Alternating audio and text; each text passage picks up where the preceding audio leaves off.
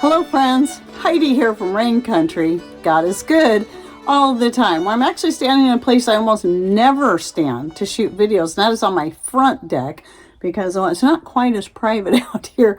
But I'm standing here because that is where my fuchsia is hanging, and today I'm going to talk about the benefits of fuchsias and how you can use them. And this one, I will say, kind of like the forget-me-nots, was harder to find a lot of information on, but other than the fact that they are edible. So all parts of the fuchsia are edible. The flowers, their berries, the leaves, all parts. But how you use them will vary depending on how you're going, what you're wanting to use them in or for. Here was the thing I couldn't find as much information on that I would really have liked to found more, is that what the actual nutrients are, other than, and this is for all parts, vitamins A, C, fiber, they're high in antioxidants, and then minerals such as calcium and iron. And that's as far as I could get. And I looked and looked and looked, but I know that they have a lot more nutrients than that. What I would suspect that, just like with any edible flower, they're going to have very similar nutrients to things like pansies, honeysuckles, roses, nasturtiums, and so much more. So just know that if it's edible, it's definitely going to have nutrients. Sometimes I think we think, oh, it's edible, but we don't think about the fact that they're definitely, if they're edible, they're going to have nutrients in them. Why not? So now here's the other thing that was also a little difficult to find, were what are the health benefits? Because they have been used for their health benefits, though typically people just use them to add color to dishes and so much more. They do actually have health benefits, and that would be things like helping to treat fevers and being a natural diuretic.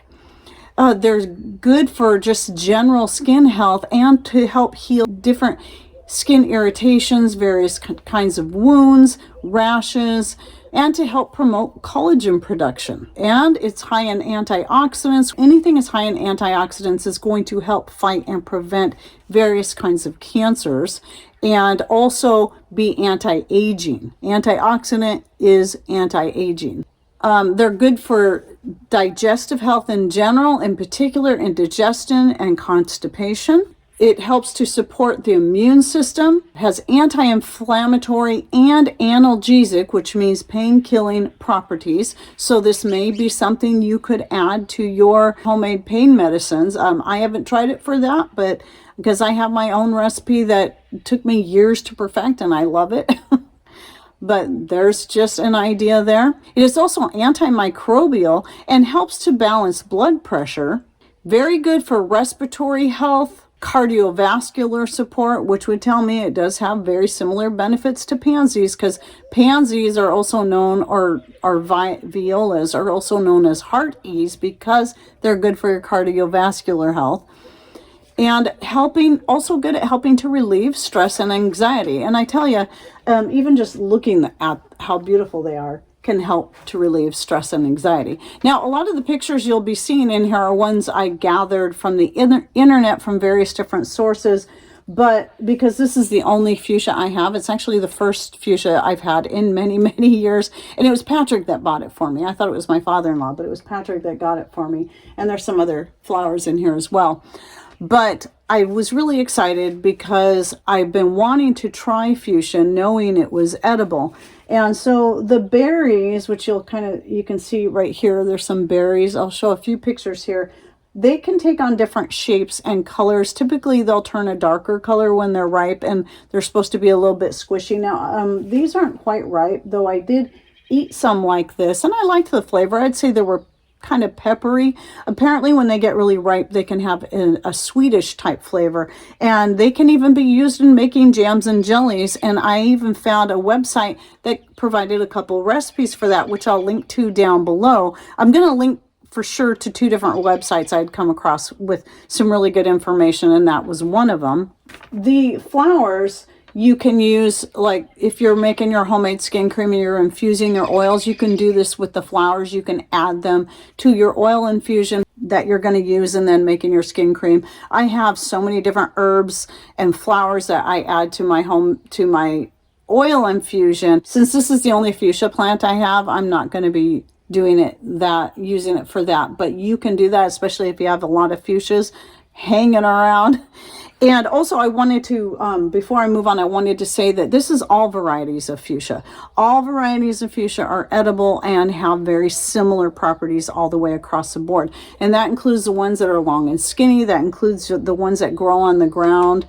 They have kind of, the leaves look very different, but they all get berries, and all the berries, some berries are round, some berries are elongated, and they all will have different colors. And I think they will all also have various different flavors depending on the variety. So it just is going to depend on your fuchsia.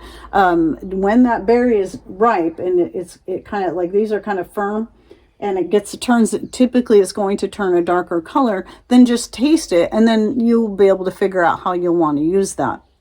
So some other things like, this is something I would do. I do with a lot of my flowers, from violas to nasturtiums, roses, and just all kinds of different flowers. If they're edible, I will add them to salads. Borage is another one I like to add to salads because they add such a beautiful color, as well as more nutrients and some various different flavors. Obviously, you can also use the flowers, I would say, in particular for making teas, as far as, having a nice flavor. But for making tinctures, salves, and poultices, you can use all parts. You can use the stems, the leaves, the flowers, the roots for making poultices and salves, and, anything that you're going to use in a medicinal form like that. And also I've added the flowers to a couple of different vinegars. One was to my forget-me-not vinegar, which this picture here is before I added the flowers to it. And I'll try to put a picture here also of after I added the flowers, so it can add a little more color. And then I also just started a few days ago a mostly honeysuckle vinegar with a few of these flowers thrown in, because they have a little deeper color, so that should make it look really pretty. But that's going to be a vinegar I will use as a hair wash. And if you're interested in more on how I use vinegar as a hair wash, I will link to that video. It's a new one I did in the description box down below. Oh, some other things I would use these in, I haven't yet, but I would use them in. It would be things like stir fries or fried rice to add color, because I'll do that with my other flowers, especially nasturtiums, because they have that nice radishy flavor. So I use those a lot in homemade stir fries, fried rice. It not only adds color, but it adds more flavor to it, and of course the nutrients. And I've also read that aside from decor, you can use the fuchsia flowers for making your own homemade dyes. I would assume the berries, when they're ripe, would work well for that as well. If you're interested in more videos like this on learning about things that you might already be growing and their health benefits, I have a very long playlist that I'll be linking to in the description box down below. It's something I've been working on for almost 8 years now, compiling information and putting that out there so you could learn how to utilize things that you're already growing to their benefits, including things like leaves from your strawberry plants, raspberries, blackberries, or even things that grow wild, such as plantain, pineapple weed, and dandelion, and so much more. So I'll be linking to that full playlist down below. And if you have any of your own information you'd like to share about using fuchsias for something other than just hanging to look at, please share those in comments down below so we can learn more from you as well, because I just feel like there's got to be much more about the fuchsias that I wasn't able to find. Oh yes, and one more thing. In this particular pot, I've got chickadees that built a nest. So it's right in front of our big window here. So our big living room window. And so we see the birds flitting in and out. It's a male and a female.